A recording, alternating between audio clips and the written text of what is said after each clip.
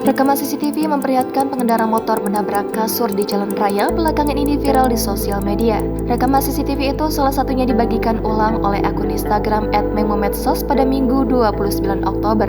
Dalam video, tampak awalnya dua orang pria tengah menggotong kasur dari sebuah toko.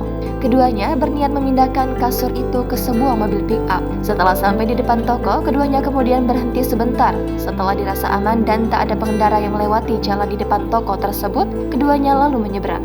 Namun, belum sampai ke mobil pick-up yang dituju, tiba-tiba saja seorang pengendara dari arah kiri melaju kencang dan menabrak kasur itu. Alhasil, kasur tersebut langsung terlepas dari kedua pria itu, keduanya juga sempat terdorong ke depan.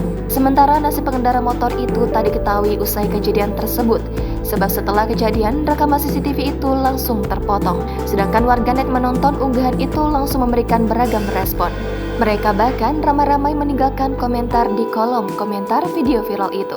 Hingga berita ini ditulis, video pemotor tabrak kasur di jalan raya itu telah dikomentari banyak warganet dan disukai lebih dari 2.000 warganet. Namun sayangnya, hingga kini tak diketahui kapan, di mana, serta kelanjutan dari peristiwa tersebut.